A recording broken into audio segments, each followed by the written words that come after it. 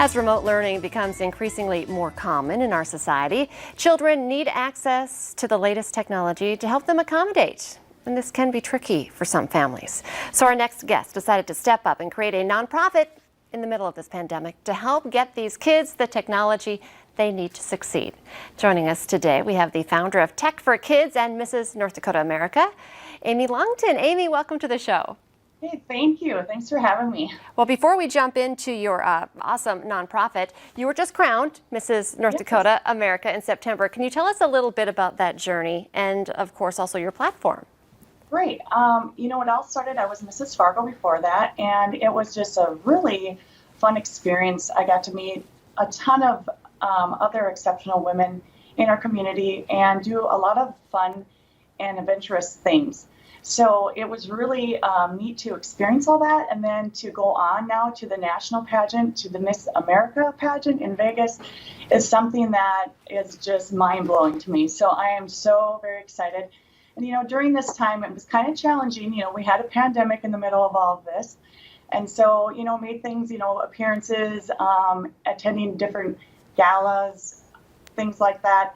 It made things a little more challenging, but due to technology, we were able to still reach out and do different fundraising things for our different things that we had to do. So it was very exciting. And also during the pandemic, you know, we also found out that a lot of children do not have technology in their homes, and we found it to be a great need. So I thought to myself, why aren't we using old technology, repurposing it, and putting it into the homes of children that need it? Well, I love that. Seems like an easy idea, but you've took it a step further than just having a great idea. So tell us a little bit more about how it works and how you got the ball rolling.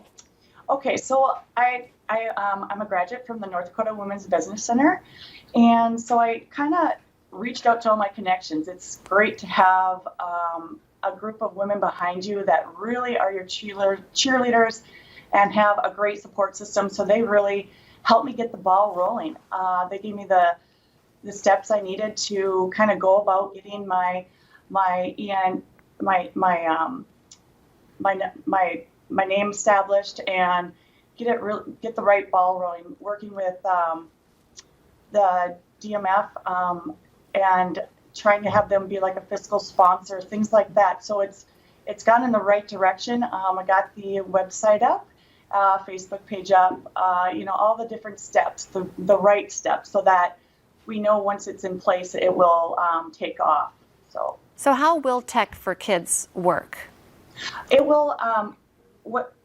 So if you have a laptop, old technology, MacBooks or iPads, you can donate them to us. You can get a hold of us at either email, calling me, our Facebook page, throwing out a message on our Facebook page, emailing us. All the information's on our website at www.techforkidsfgo.com. And then what I'll do is we'll come and get them from you, or you can drop them off to me, and we wipe the device completely and reload the operating system, and then repurpose it to the children that need them. I've been working with the YWCA. I've given them some laptops to put in their the homes of the children they have in their system. So it's been working really well. I would like to reach out to some of the schools now that things have been set in place for remote learning and they got a little bit better handle on it. So now I want to reach out to some of the schools and see if I can donate some of the laptops that we've been receiving for donations to them. That's great. How many people, so this is really new. How many people have you already been able to help out? So far, there's been about 10.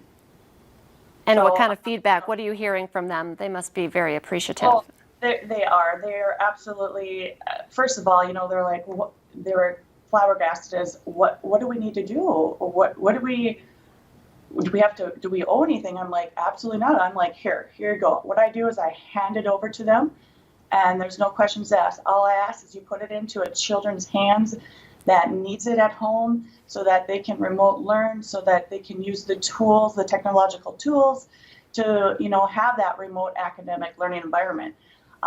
That's what these kids need to succeed right now when we're in this pandemic and in this situation.